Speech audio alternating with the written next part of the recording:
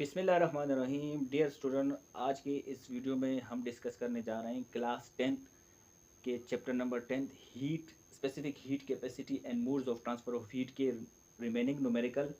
तो चलिए fifth numerical को देख लेते हैं। In a container 100 gram of water at 80 Celsius is mix with 200 gram of water at 20 degree Celsius. यानी कि एक कंटेनर में जो हमारे पास वाटर है 100 ग्राम, उसका टेम्परेचर कितना है 80 डिग्री। हमने उसको मिक्स किए, जो हमारे पास दूसरा वाटर मौजूद है 200 ग्राम, यानी कि मास ऑफ वाटर कितना है 200 ग्राम ऑफ वाटर, जिसका टेम्परेचर है 20 डिग्री। अब हमने फाइंड क्या करना है, what will be the final temperature of the mixture. अच्छा, assuming no heat loss to the surrounding, यानी कि सराउंडिंग से ना हीट लॉस्ट हो रहा है ना गेन हो रहा है, ठीक है। जो फिनोमिना हो रहा है कंटेनर के अंदर ही हो रहा है, ठीक है। और स्पेसिफिक हीट ऑफ वाटर हमें पता है कितना है 4200 जॉल पर केजी पर केल्विन। तो डेटा की तरफ जाते हैं। डेटा में हमारे पास है m1, यानी कि जो फर्स्ट वाटर का जो मास है वो कितना है 100 ग्राम। अगर हम केजी में ले लें तो 0.1 केजी बनता है, ठीक है। टेम्परेचर कितना है 80 सेल्सियस। वाटर टू जो है, यानी कि दूसरा वाटर जो है कितना ग्राम 200 ग्राम, और अगर हम किलो में ले लें तो 0.2 केजी बनता है, ठीक है। उसका टेम्परेचर कितना है 20 डिग्री। अब हमारे पास स्पेसिफिक हीट ऑफ वाटर कितना है 4200 जॉल पर केजी पर केल्विन, और हमने टी फाइंड करना है। तो हमारे पास ये बनता है formula Q loss is equal to Q gain, यानी कि law of conservation of energy या law of conservation of heat के मुताबिक जो एक ऑब्जेक्ट हीट लॉस कर लेता है, दूसरा ऑब्जेक्ट उसको गेन कर लेता है। तो हम इस फार्मूले से ले सकते हैं, क्योंकि ये फिनोमेना उस कंटेनर के अंदर हो रहा है, ठीक है, क्योंकि नो हीट लॉस सराउंडिंग से हो रहा है, ठीक है। तो क्यू लॉस जो है वो बराबर होगा क्यू गेन के। तो हम उसको इस तरह लिख सकते हैं, हमें फार्मूला पता है क्यू किसके बराबर होते हैं, m1 c over T 1 minus T, और यहाँ पे हम ले सकते हैं m2 जो गेन करने वाला है दूसरा water, m2 c t minus t2 आ जाएगा।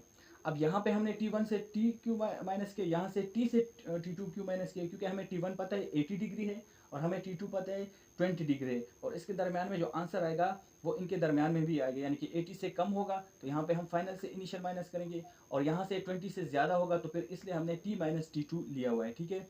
अब हम इसको मजीद सॉल्व कर लेते हैं।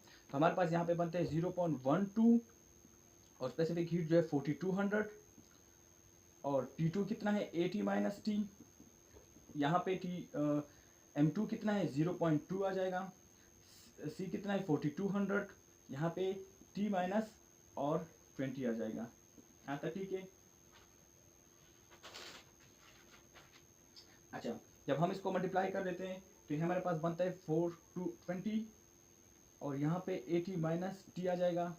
इसको हम जब हम मल्टीप्लाई करेंगे तो ये हमारे पास बनेगा 840, और यहाँ से t माइनस 20 आ जाएगा, ठीक है। इसको अगर हम मज़ीद सॉल्व करें, इसको मल्टीप्लाई करें 420 को मल्टीप्लाई करें 80 से, तो ये हमारे पास तकरीबन बनता है 33,600 माइनस 420 को t से माइनस करें तो यहाँ पे बन जाएगा 420t।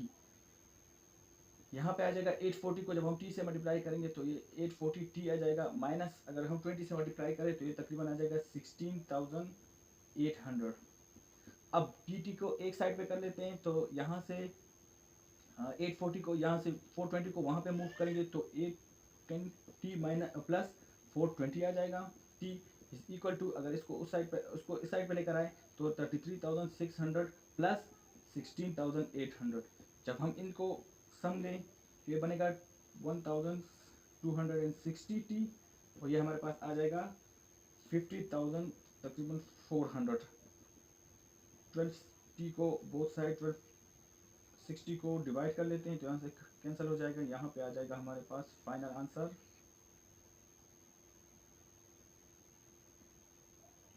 टी। फाइनल आंसर हमारे पास आ जाएगा तकरीबन 4 डिग्री सेल्सियस। ये हमारे पास फाइनल आंसर है, इसको नोट डाउन कर लें। अच्छा, मूव कर लेते हैं सेकेंड न्यूमेरिकल की तरफ। इसको मैं रब कर लेता हूँ।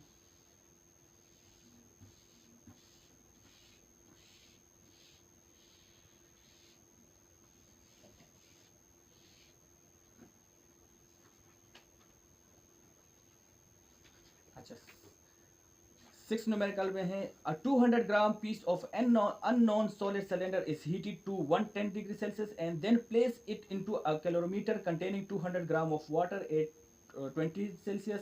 The calorimeter has mass of 60 gram and specific heat capacity of 0.9 joule per gram Kelvin. Sorry, Celsius. The final temperature of the system, solid water and calorimeter is 35 degree. Assuming no heat is lost to a surrounding, calculate the specific heat capacity of the solid. यानी कि हमारे पास एक unknown piece of cylinder है जो जिसका मास है 2200 ग्राम और heat है जो टेम्परेचर है 110 सेल्सियस। इसी तरह हमने उसको प्लेस किया एक कैलोरीमीटर में, ठीक है, जिसमें कैलोरीमीटर में वाटर पहले से फिल हुआ है। वाटर का जो मास है वो 200 ग्राम है और जो वाटर का जो टेम्परेचर है वो 20 सेल्सियस है। अब कैलोरीमीटर का जो खुद मास है वो 60 ग्राम है और स्पेसिफिक हीट ऑफ कैलोरीमीटर कितना है 0.9 है और वाटर का तो हमें पता है 4200 है। अब हमने किस वो जो अननोन ऑब्जेक्ट है उसका स्पेसिफिक हीट कैपेसिटी फाइंड करना है, ठीक है। डेटा की तरफ जाते हैं। डेटा में हमारे पास है मास ऑफ सॉलिड। सबसे पहले हम मास ऑफ सॉलिड लिख लेते हैं, वो हमारे पास है 200 ग्राम जो कि बनता है 0.20 kg, ठीक है। टेम्परेचर कितना है, टेम्परेचर ऑफ सॉलिड कितना था हमारे पास, टेम्परेचर ऑफ सॉलिड 110 सेल्सियस था। इसी तरह हमारे पास मास ऑफ वाटर कितना था, मास ऑफ वाटर हमारे पास 200 ग्राम और ये बनता है तकरीबन 0.20 kg। टेम्परेचर ऑफ वाटर कितना था, टेम्परेचर ऑफ वाटर हमारे पास तकरीबन 20 degree Celsius. Mass of calorimeter MC से रिप्रेजेंट करते हैं। मास ऑफ कैलोरीमीटर कितना था 60 ग्राम जो कि हमारे पास बनता है 0.06 kg। अच्छा, यहाँ पे टेम्परेचर ऑफ कैलोरीमीटर कितना है टी, यानी कि टी हमारे पास है सबका जो फाइनल टेम्परेचर वो 35 डिग्री है। यहाँ पे मैं स्पेसिफिक हीट ऑफ वाटर लिख लेता हूँ जो कि CW से रिप्रेजेंट कर लेता हूँ 4200 जॉल पर केजी पर केल्विन और यहाँ पे specific heat of calorimeter CC से रिप्रेजेंट कर लेता हूँ जो कि हमें दिया गया है 0.9 जॉल पर ग्राम पर सेल्सियस, जिसको मैं रिप्रेजेंट कर लेता हूँ CC यानी कि 900 भी लिख सकता हूँ केजी में रिप्रेजेंट करने के लिए, ठीक है। अब सॉल्यूशन की तरफ जाते हैं। हमने फाइंड करना है C यानी कि स्पेसिफिक हीट ऑफ सॉलिड, वो जो अननोन ऑब्जेक्ट है, ठीक है। अब यहाँ पे मैं ये फार्मूला लिख सकता हूँ, हीट जो लॉस्ट करेगा, हीट लॉस्ट बाय सॉलिड, वो असल में हमारे पास बराबर होगा heat gain by water plus साथ साथ हीट गेन बाय कैलोरीमीटर, ठीक है।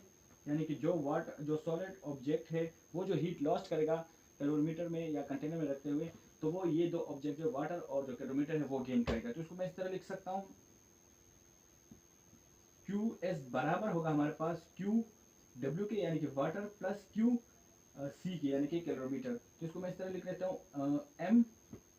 MSCS over TS minus T और यहाँ पे मैं लिख लेता हूँ MW CW T minus TW, ठीक है। और यहाँ पे मैं लिख लेता हूँ MC CC और T माइनस TW, ठीक है। वैल्यू पुट कर लेते हैं। MS हमारे पास बराबर है 0.20 के, CS तो हमने फाइंड करना है, TS हमारे पास है 110 माइनस T हमारे पास है 35 डिग्री।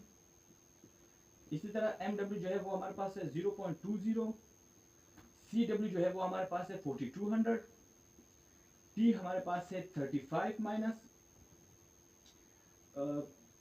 20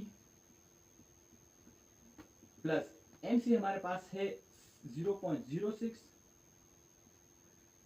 CC हमारे पास है 900 और T माइनस यानी कि 35 डिग्री माइनस TW 20 डिग्री। इसको मजीद सॉल्व कर लेते हैं। यहाँ से हमारे पास 0.20 CS आ जाता है, यहाँ पे हमारे पास 75 डिग्री। इसको जब हम मल्टीप्लाई करेंगे तो यहाँ से 840 और यहाँ से 15 आ जाता है, 15 डिग्री प्लस इन दोनों को सॉल्व करेंगे तो यहाँ से हमारे पास 54 बन जाता है और ये बन जाता है 15।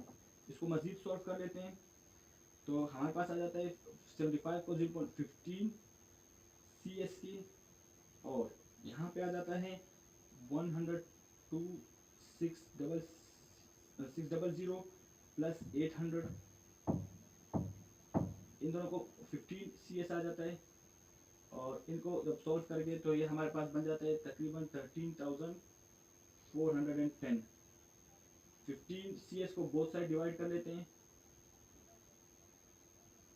तो हमारे पास फाइनल आंसर बन जाता है, इधर लिख लेता हूँ, फाइनल आंसर CS हमारे पास बन जाता है 88940 हमारे पास जॉल पर केल्विन, ये हमारे पास 6 का आंसर बन जाता है। इसको नोट डाउन कर लें आप। अच्छा, इसको रब कर लेता हूँ, लास्ट न्यूमेरिकल की तरफ जाते हैं।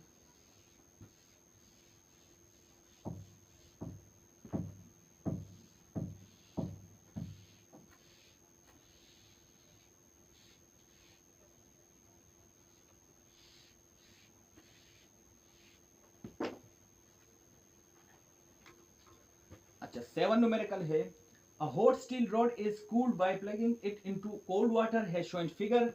The steel rod has a mass of 3 kg and is initially at a temperature of 450 Celsius. Is cooled to 50 degree. When placed in the water, the specific heat capacity of steel is 460 joule per kg per Kelvin. Calculate the thermal energy lost by the steel rod has it cooled to 50 degree. यानी कि हमारे पास एक steel rod है जिसको हमने एक cool water में रखा। अब स्टील रॉड का जो मास था वो 3 kg है और जो इनिशियल टेम्परेचर था वो 450 यानी कि ज़्यादा टेम्परेचर था। जब हमने इसको वाटर में रखा तो टेम्परेचर डाउन हुआ और कूल मतलब टेम्परेचर डाउन होकर 50 पे यानी कि कूल डाउन होकर 50 पे पहुंचा जब हमने इसको वाटर में रखा। The specific heat of steel का कितना था 460 है और जो हमने अब ये जो लॉस्ट हुआ है 50 पे पहुंचते हुए कितना हीट उस स्टील रॉड ने लॉस्ट किया था वो हमने फाइंड करना है। डेटा की तरफ जाते हैं, हमारे पास डेटा है, मास जो है 3 kg है, T1 जो है हमारे पास शुरू में कितना टेम्परेचर था 450 सेल्सियस, T2 जो है वो हमारे पास कितना टेम्परेचर है 50 सेल्सियस, स्पेसिफिक हीट कितना है स्टील जो है स्पेसिफिक हीट ऑफ स्टील कितना है वो हमारे पास है 460 जॉल पर kg पर सेल्सियस। ठीक है, अब हमने क्या फाइंड करना है, क्यू फाइंड करना है। ठीक है, सॉल्यूशन की तरफ जाते हैं। हमें पता है क्यू बराबर है MC डेल्टा टी के, तो क्यू बराबर है यहाँ पे MC डेल्टा टी हमें पता है T2 माइनस T1 आ जाएगा। क्यू बराबर है M कितना है, M हमारे पास 3 है, C कितना है 460 है हमारे पास और जो T2 यानी कि 450 माइनस 50 आ जाएगा तो हमारे पास ये बन जाता है। जब हम इसको मल्टीप्लाई कर लेते हैं तो ये हमारे पास बन जाता है तकरीबन 13,080 और यहाँ से हमारे पास आ जाता है 400। मज़ीद जब हम इसको सॉल्व कर लेते हैं तो यहाँ पे हमारे पास क्यू बन जाता है 5,52,000 जॉल। अगर हम इसको प्रीफिक्स की सूरत में लिखे तो ये बनते हैं 525 मल्टीप्लाई 10 की पावर 3 जॉल और इसको मज़ीद अगर हम पता है 10 की पावर 3 जो है वो बराबर है किलो के, तो हमारे पास बन जाते हैं 552 किलो जॉल। तो ये हमारे पास आंसर है 7 न्यूमेरिकल का फाइनल आंसर। इसको नोट डाउन कर लें। तो यहाँ तक हमारे पास चैप्टर नंबर 10 के न्यूमेरिकल कंप्लीट हो चुके हैं। अब नेक्स्ट वीडियो में हम इंशाल्लाह चैप्टर नंबर 11 के न्यूमेरिकल स्टार्ट